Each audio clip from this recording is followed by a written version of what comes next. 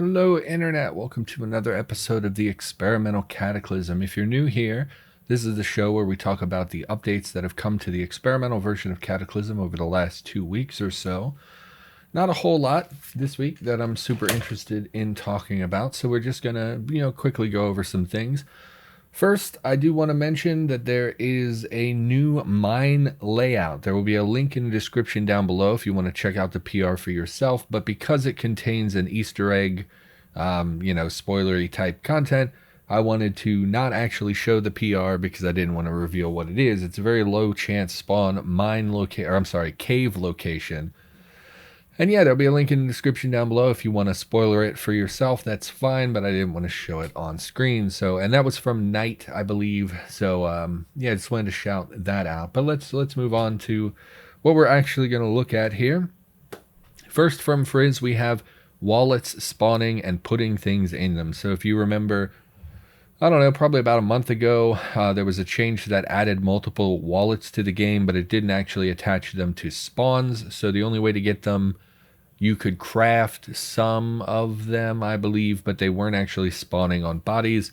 So Frizz has gone in and not only have they added the wallets to their item groups and stuff, which I guess most of you probably don't know what that means. It doesn't really matter. Basically made them so that they spawn. But they also added a variety of dollar bills, which I thought was interesting as well. We've had a bundle of cash in the game for a long time, but it's not actually... It's one of the most useless items in the game. I imagine bills probably are as well. Someone specifically asked if they could be deposited in ATMs. To my understanding, ATMs are already pretty wonky. Seems like a bad idea because their logic is sketchy at best. So they're already a little wonky, and I don't think that they jive with the lore of the game. ATMs are kind of mysteriously connected. How does every ATM know what my bank balance is when there's not really power or infrastructure anymore for internet, and no, like phone lines aren't getting power at this point, things like that. Do ATMs still use phone lines? Probably not. But so I think ATMs are wonky already. I think dollar bills are just going to become like an item that doesn't really have a purpose. Like we have a toothbrush, I think, in the game. Doesn't really serve a purpose, but it's there to build out the world. I kind of always liked that Cataclysm only used cash cards because it makes sense to me that our civilization will be moving in that direction over time to a fully, non-tangible currency and mostly everything done through electronics. So I kind of always like the idea of cash cards as opposed to actual dollar bills and coinage, but, whatever. I think it's neat that they were added to the game. And hey, maybe, I don't know, maybe you want to collect every kind of bill that's in the game, that sort of thing. Give somebody something to do. I don't know what bills were added. I didn't look at this. Looks like 1s, 10s, and 20s. You really ought to throw a $2 bill in there just to be kind of a hard thing to find. Looks like coins were added as well. So yeah, outside of collecting them all for poops and giggles, I can't really think of a great reason for them. Vending machines and things are likely still going to use cash cards. And I do think in time, both the ATMs and vending machines are probably going to fall by the wayside just because they don't really make sense with the lore. So, yep. Just wanted to talk about Frizz adding wallets. So you're going to start finding them in the game now. They can contain ID cards and cash cards and coinage and such. So make sure you check what is in them. Don't just dismiss, oh, it's another wallet, because they can contain like your science ID cards and things like that. So yeah, they're going to start spawning. Hopefully that goes well. Next, add some uses to butter from Malmix, I assume is how you say that. It adds some recipes for using butter. I have some hot takes on this. It looks like they were specifically added to jam sandwiches and popcorn. Okay. Bread sandwiches. Okay. So just a few things. So I think this is fine. A lot of people, there isn't much use for butter in the game currently, and there is a lot of butter in game currently. So I don't, you hear about the min-maxers who just eat butter and lard and things like that, but those items don't actually have a lot of conversion value. There's not much in the game that allows you to convert them into other foodstuffs so that you can eat them like a normal person. So people have been resorting to just gobbling up the sticks themselves. So I'm not opposed to having more recipes added to the game. However, I have to voice my displeasure. It is my opinion, and is a hot take, that butter is one of the most disgusting substances on Earth, and I think that it's pretty horrible. I would literally rather lick a blobfish than actually eat a stick of butter or put butter on my jelly sandwich. So apparently in Europe, this is a pretty standard thing. I don't know if that is true or not, but it's one of the grossest things I've ever heard in my life, that you would put a butter and jelly sandwich. I just find that so appalling. And I have to tell you a story, because when I was like 16, 15, there was a girl I liked, and we, were kind of sneaking around. We were younger, her parents didn't like me, and we went on a picnic, and she brought me a sandwich, and she made it herself, sweet, teenager, whatever. We were having a good time, and she handed me a ham sandwich, and I bit into it, and she had used butter instead of mayonnaise, and I gotta be honest, I loved her a little less after that. Horrible. Butter is disgusting. Stop eating butter. But Malmix, hey, thanks for adding more butter recipes to the game. I know I'm in the minority. I know a lot of people like butter. But when I saw butter and jelly sandwich, I was like, this is awful. There are so many other recipes I would have put butter in way before I ever considered putting a butter and jelly sandwich. In fact, I would have never considered making a butter and jelly sandwich. That said, there is room for more butter recipes in the game. I do think that butter has a lot of use in cooking, and conversion. It should have more conversion value than it currently does. So I'm all for adding more butter recipes to the game. I usually play as a lactose intolerant character, so it's really not going to have an impact on me. But I know a lot of you want more butter. Putting butter into a recipe means you're going to add more calories than you would otherwise, just because butter tends to have more calories. So yeah, it's good. It's good. Just don't eat butter and jelly sandwiches. Okay. Next, from Mail Clips. I know that's going to be unpopular, but it is what it is. Next, from Mail Clips, we have add cocaine HCl topical solution to reduce bleeding and local anesthetic. Yes, before cocaine was the party drug of choice of TV producers, or whatever those 80 stereotypes are. Back in the day, cocaine was in fact a topical anesthetic, and was utilized for a long time. Didn't really understand, all the ins and outs of cocaine, and why, maybe that wasn't the best thing to do. But Mail Clips has taken the step to make it so that a survivor can actually craft topical anesthetic from cocaine. I thought this was a really interesting change. I think it makes perfect sense. I am a little confused by the requirements. If we take a look here, see if we can find the recipe for... No, citric acid. No. Cocaine topical. No, that's the item. Okay. So it's contained in a book, which looks like probably the chemistry reference book is what this is. I'm not sure what the IDs are. You're going to need something to contain it, something to concentrate it, and something... I don't know what the skill qualities are either. So, but that's not really what we're looking at. So it looks like you need citric acid, cocaine, a bottle, and some water. And, okay, initially I think this recipe was different, because I remember looking at it and thinking, why is there so much requirement? Because essentially you, as far as I know, can make just a straight-up cocaine, topical solution using just water and cocaine. So I was surprised to see additional requirements. The bottle obviously makes sense, but it looks like you need citric acid, and it looks like citric acid was added for the purposes of this PR. So I don't think this previously existed. And yeah, just common additive in food. Yeah, the only time I've ever used citric acid in my life was when we were making preserves. So I'm not sure where you will find this in the game. If it was indeed added by this particular PR, then I'm not seeing anywhere that it would start spawning. So I'm not sure if this is just craftable or what the deal is there. But you're going to need citric acid. You're going to need cocaine. And not only is it a pain reliever, but it's also constricts blood vessels, so it will reduce bleeding. So I thought this was a really cool change. I love I'm not a big chemistry guy. I don't love science in real life. I was never into that stuff, but I really like the expansion of chemistry that has been happening over the last year or so in Cataclysm. Differentiating chemistry from cooking was a really good step that needed to be taken.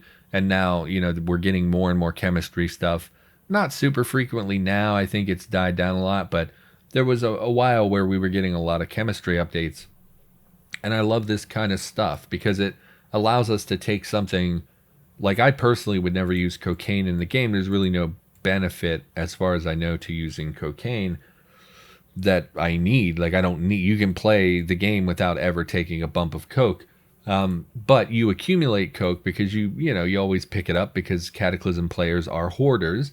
And this allows me to have some possible out where I can convert that cocaine into something more useful. I don't know that I don't really pay much attention to bleeding. I usually am carrying some bandages, but having anesthetic, I assume it's pretty potent given that it's cocaine and it was used as like a surgical anesthetic for a period of time. So I got to imagine it's a relatively strong anesthetic. It's interesting. It's interesting. Actually, now that I'm talking about it, is it a painkiller or is it an anesthetic? When we say local anesthetic, I think of numbing, but when we use the word anesthetic in game, it actually refers to the autodoc most of the time. So I'm wondering if it's just a painkiller effect. Okay, heals bleeds. Okay, it is a painkiller effect. All right. Okay. But anyway, sorry, didn't mean to ramble and discover things on camera.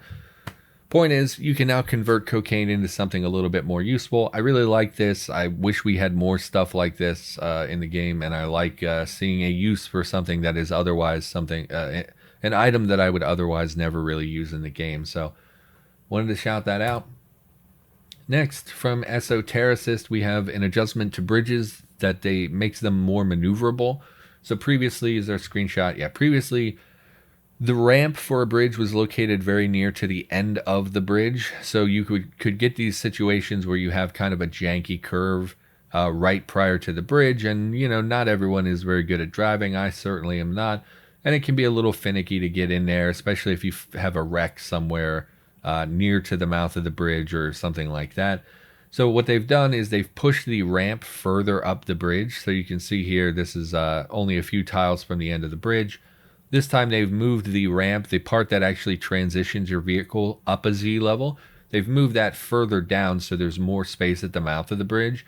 And what that does is guarantee more or less, even if there's a curve prior to the bridge, you still have a straight stretch of road where you can kind of safely realign your car so that if you get up on the bridge, you're not going to, if there's a wreck at the mouth of the bridge or if there's a wreck, I don't know, right at the edge of the ramp. I'm not sure. I haven't seen the Z-level bridges very much with wrecks generating near the ramp. But if there were such an issue, you could more easily navigate now that you have space to kind of adjust your vehicle, where before it would have been jammed right up against the curve. So pretty small change as far as things go, but it's yeah, it makes things more maneuverable, and I like that. Like I said, I haven't been around Z-level bridges that much. Partial bridge pylon. Yeah, I don't know much about bridges or what their actual form looks like in Cataclysm. I'm not sure what the underneath looks like. I'm not sure where the pylons were, things like that. But yeah, I saw this and thought, this is a pretty basic but pretty great change because I do think a lot of people struggle with driving, and I think the Z-level bridges and just with obstacles at the mouth of the bridge, I do think that this will make it easier for players who are not very good at driving. And again, I'm one of those people. I crash into pretty much if there's something on the road, I'm going to hit it. It is what it is. How many roguelikes do you know that let you pilot a vehicle? It's, whatever. Anyway, just wanted to shout it out. So thanks to Esotericist for that. Next, from Mail Clips, we got some Halloween decorations. Yes, by the way, happy Halloween, everyone. It's October 29th. We're getting there. So what this does is add multiple decorations to Cataclysm. This includes inflatable Halloween things. So for instance, we have an inflatable dragon. We have an inflatable ghost. They added a fog machine. That's pretty cool. I didn't know that. And these are just decorations. Basically, it uses the spell system that Korg implemented way back in the day. And essentially, yeah, it's really straightforward. I mean, it's just you will activate the thing and it will pop out a little inflatable creature. So I thought it was cute. Obviously not something that's strictly necessary, but I like, we have the updated splash screens around the holidays and things like that. So I don't know. I thought it was interesting. Oh yes, it also added a candy apple. Is there a candy apple in here somewhere? Yeah, caramel apple. Excuse me. People love to correct that caramel apples and candy apples are actually two different things. But yes, caramel apples have been added to the game. Also, -1 because you didn't add candy corn to the game. I got a craving for candy corn the other day. I went out to the dollar store thinking, oh, it's Halloween time. Surely there will be just sacks of these things piled up. And I couldn't find any candy corn. I know a lot of people hate it, but I had a craving for it the other day. But anyway, caramel apples have been added to the game. Yeah, it's cute, and it is the holidays. And I know, I mean, let's not make a whole thing out of it, but I know that Halloween for a lot of people is like their favorite time of year. And I know that right now in the world, or at least in America, I can really only speak for America, we're not exactly going to be having the Halloween festivities that we normally have. A lot of people go to parties, a lot of people hand out candy, they take their kids trick-or-treating. And you can't really do that this year. And I know that that's been really disappointing for a lot of people being stuck at home. I mean, really all you can do is chill at home, eat some candy, maybe watch a couple horror movies. Maybe you can live stream with somebody, who's doing a watch along or something like that for Halloween. But it's different this year. And I think that, I don't know, any little bit that, I mean, it's just a game. I don't know if this will mean something to people or not, but I just think that around the holidays is going to be really difficult, and I think adding silly little things like this that people can enjoy can help alleviate some of that displeasure of not having anything Halloween this year. Even if it is just a few inflatable creatures and some candy apples, caramel apples. I don't know. Maybe that rant didn't make sense, but like, whatever. I like it, and yeah, inflatable things. Okay, moving on because I sound like an idiot. Next, from Finor, we have add firearms used by the U.S. military that do not exist in the game yet.